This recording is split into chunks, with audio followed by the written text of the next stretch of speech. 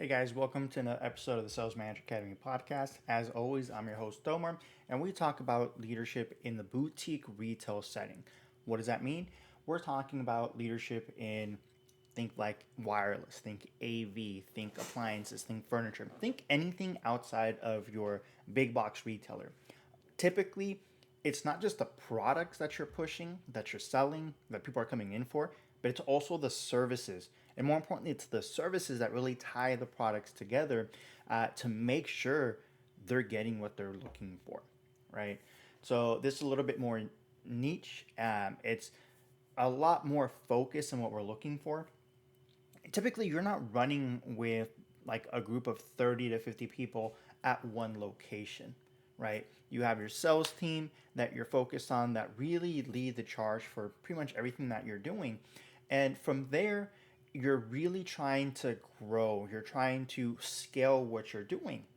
And I get it. A lot of you are running into what you think are bumps in the road, walls, saying that you can't find people that want to work, things of that nature. And the reality of the matter is that you're burning through a lot of opportunity and you really don't know how to get people from point A, the starting point, to point Z where they're tenured, they have time, they have opportunities to be able to move up within the organization if they chose to, and you're struggling trying to get them from point zero to point A, right? From even not even the starting line to get them just to the start line. And we're going to talk about a couple of different things here. And really, it's going to be what you need in order to get to that point. And you really have to be focusing on three things. You have to be focusing on coaching, on training, and development. Okay. And you might be thinking those three are the exact same thing, but they're not. There are differences between them. Okay. When we're talking about development, we're talking about developing them in not just their current role, but also getting them ready for the future. When we're talking about training, we're talking about actually training them to be able to move forward. Like, what are things that can be done to really get them from point A to point two, right? From point A to point C, from point C to point E. And the coaching, that's really the interaction between the individuals and the leaders and the guidance and mentorship that the leader of the group is providing. And when you start focusing on those three things, you're going to see that there is going to be a change, there is going to be big growth. And you're not focusing on big, audacious goals. Okay? Throw that shit out. And you might be thinking, but Omar, oh, the greatest. No, I guarantee you the majority of the people that you watch and listen to don't know shit about what they talk about because they don't come from the experience. They don't come from the field, right? And this is what you have to look at. You have to look at what is actually being said. Look at the ones who actually have done it and have developed programs, have grown from the starting line, have come from the field and moved into leadership roles and created programs. You'll see one very similar talking point that they're all really focusing in on, which isn't this big drastic change that you just throw out there. They're talking about the small daily habits that are being developed to really scale what an individual can do from one person to 1,000 people. Okay, when you actually have a system in place that's based on scalability, you're focusing on the small little things that can actually be focused on, can be paid attention on, and can be tracked. Right? And when you start doing that, you're going to start seeing the difference in performance. You're going to start realizing I have a larger talent pool that I can choose from. I don't know why I was so blinded to not seeing it before. Because you think that you don't have the time and effort to be able to afford that, right? The coaching, the training, the development to other people. And to give you an idea, recently I've been taking up the reins at a location for a company. And this location opened up about 6 months ago, 7 months ago. First month they did great. But after the first month, they pretty much have fallen off a cliff. Took it over, I think, August, right? A couple of different changes. Um, Things moved, okay? And August, setting the frame foundation. September, a team that's never hit their goal before as a team, as individuals, hit their goal. Not only hit the goal, but surpass the goal. And they hit some great, amazing metrics that they've never attained before. And what was the difference? Having somebody, a leader, that is showing them, guiding and mentoring them, and letting them know, I'm here to support you. I will help you be successful. Instead of the leaders that they've had before, which were throwing them out into the oceans, like figure it out on your own. You're here, you already did your 2 weeks of training, you should know this by now. The issue as leaders that you'll see and you'll run into is this fallacy of they should know what I know. I'm a manager. They should know everything I already know. After 2 weeks, they should know it all. Why is it not common knowledge that you already know this? The thing is that managers, they forget what it's like to be new in the industry or new in the organization. There is a learning curve. It doesn't matter if you have the industry background. There's still a learning curve that you have to go through. So understanding what it's like to be new and helping them understand the aspects of that, and knowing what bumps in the road they're going to run into, and letting them know it's okay. You're going to run into these issues. We're going to work through it. And if you can't figure it out, reach out. I expect you to reach out because I will assist you. And if I can't assist you, I will reach out on your behalf and we will get this figured out. And when they start seeing that, and then when they start seeing that this individual, this leader, is actually backing up what they say with the actions that they're taking, you're going to see your team is also going to be performing with those actions. And a lot of it too is setting goals, getting them to understand what they're capable of, helping them visualize success, and being able to materialize that success through the actions. I've talked about it before. Motivation does not be set or predate or come before the actions. Actions come first, motivation comes second, and the motivation is what continues to feed the actions, because they've taken the actions, they've seen the results, and now they're motivated. So they want to do more. They start performing more, and it gets easier because it's repetitious, it's practice. Okay? And that's what you have to understand. Set them up for success. And an easy way to do this is focusing in on the first 90 days that somebody's with your organization, and break it down into what you expect them to achieve within that 90-day period. I'll give you the example that I've used personally to develop tens of thousands of people, right? Hundreds of people, in helping them become successful when they first join an organization. In the wireless industry, the company I was with at the time was an AT&T retailer. And the thing is, when I developed my training course for new hires, I told them flat out, in 90 days is what I expect you to be. And by the end of 90 days, you're going to be about 80 to 90% there. I don't expect you to be at the level of somebody who's been with us 3-5 years. Okay? What I do expect is that you're going to be about 80 to 90% competent to that level, because there's going to be things you're not going to run into even after your first year that won't pop into, to you until like year 2 or 3. And I don't want to train you on those because those are going to be very rare, but you're going to have the tools you're going to need to be able to overcome that on your own. Okay? And when they realize you don't expect me to know everything off the bat, it lifts this weight off their shoulders. Okay? And then when you set the goals and you tell them, week 1, this is what I expect. Typically, it was like getting their training sessions out of the way. By week 2, I expect you to be able to pull up accounts and do like bill payments, for instance. Simple little things.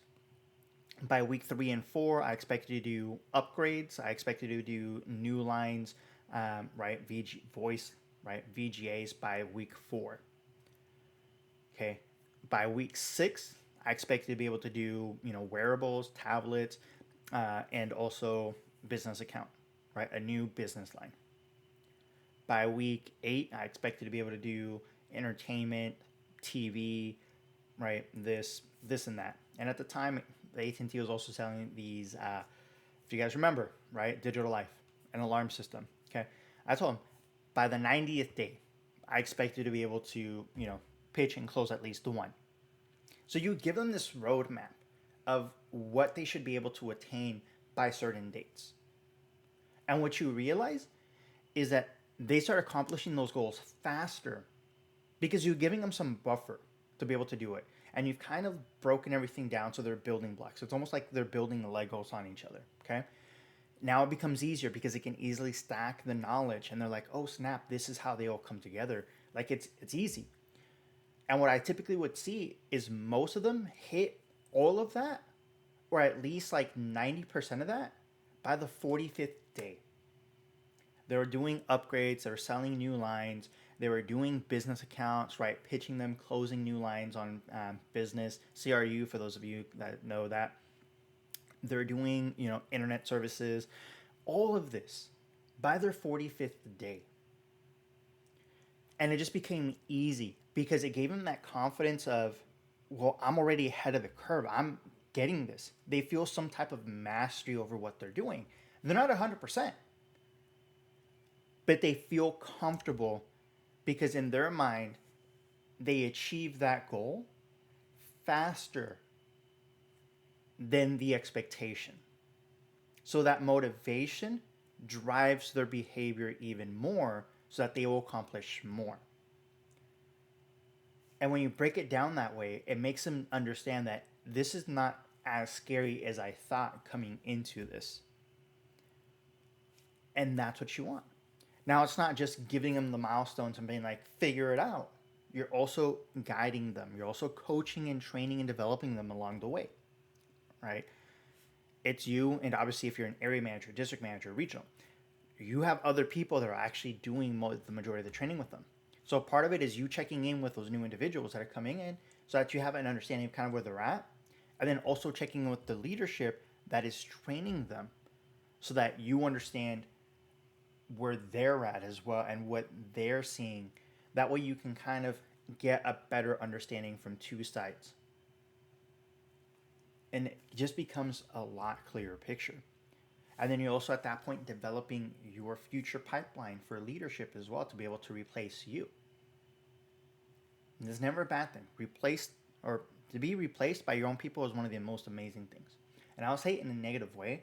I say it in that I expect to be replaced because I want to move to a different role. I expect to move up. So I need to constantly be training the people that will be replacing me. And I need to make sure that they understand that is what they should be doing as well, because that is how we continue the growth. That is how we're able to really scale things. Because now you've given them a system. You're training and developing them in it, and you're offering the coaching to it as well at different levels for new hires and for the existing employees. So they see that plan, they see the growth, they have the vision. And that's where you start seeing a difference and start really getting after it. And the performance will come. So don't be afraid of training your people. Don't be afraid of offering coaching sessions. I said this before and I will continue and I will die on this fucking hill. A PIP, a coaching session, is not a write-up. You should never be saying, we're going to do a coaching session and this is your first warning. Because the fuck is this? Train them. You have to spend time developing your people.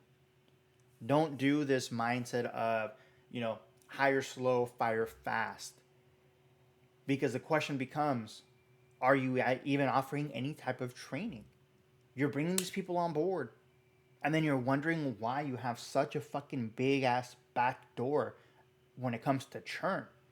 You feel as though you bring them on board, and as soon as you bring them on board, you have the same amount, if not more, leave on the back.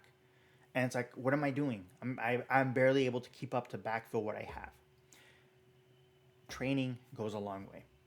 The companies that truly make it, when you start expanding and growing, are the ones that have a training set up for the people coming on board, for new people, and also a path forward for their existing team members, their existing salespeople, and people on staff. Because when you scale and you have that issue, scaling isn't going to help you. Because you're still going to have the employee churn. But when you have a system established, and it's never going to be 100%, you will always have some type of churn. Many times it's because you just don't have the opportunity available for people to move up. but they're offered somewhere else. And I will never fault somebody for leaving because they're getting a better opportunity somewhere else. Maybe they're offering more focus on what they want to do, or they're offering them more money, right? And we're not able to match that. I get it. I'm not going to stop them from being able to get there. I'm going to give them the kudos and, hey, get after it. If you ever want to come back, you have a door, right? The door is open. Come back. And that's what you want to really be after. Because when you scale and you have a system, even though there's still going to be holes, they're super easy to plug up. And they're not going to be something that's going to, sink the ship. But when you scale and you haven't figured that part out, you're scaling the problems further than you can actually stop those problems, plug up those holes. And that will sink the ship. And that's where you typically have people in companies that sell when they're at a certain point, because they just can't afford to continue because it's so demanding, it's so much work. And instead of working on the business, they're constantly working in the business. So understand, coaching, training, development, as a leader, that is what you're after. That is what you want to get to, and have a system in place to be able to do it. How do I get a system? Simple. Try something. Something is better than nothing. Okay? I've talked about the 90-day roadmap for new employees. I've talked about doing the 15-minute coaching sessions. I've talked about doing the STAR method, how that works when it comes to interviews for new hires. There is so much available to be able to assist. It's ridiculous. And if you're wondering how to start, don't wait. Check the links, right, in the video description. Grab them, use them, and start seeing how it can make a difference, right? Using it once isn't going to do anything for you. You, as a leader, also have to make a habit of doing the coaching sessions. Break it down into your schedule. If you're doing a bunch of fire drills and trying to stop this or that, okay, you have time to focus on doing coaching sessions. You have time to actually develop something that's going to help you. Because what you're going to see is, as you do more coachings, more trainings, more developing, the number of fire drills you're involved with goes down. And it starts to become better because you're not spending as much time on things that don't drive the business forward. Okay? So guys, I'm going to leave it there for today. I do want to hear your thoughts. I do want to hear your experience. If you have taken the steps to use the coachings I've talked about, the 90-day milestones, the STAR methods, the 15-minute coaching framework, leave a comment, shoot a message, let me know. I want to know what your experience is. I want to know where you're at in the process. Okay? So don't forget, hit that like and follow button. That way, you guys got my support. I got your support as well. Okay? Any questions, reach out. And as always, guys, I want to say thank you for taking your time and stepping into another episode here at the Sales Manager Academy podcast. As always, I'm your host, Omar, and I'll catch you on the next one.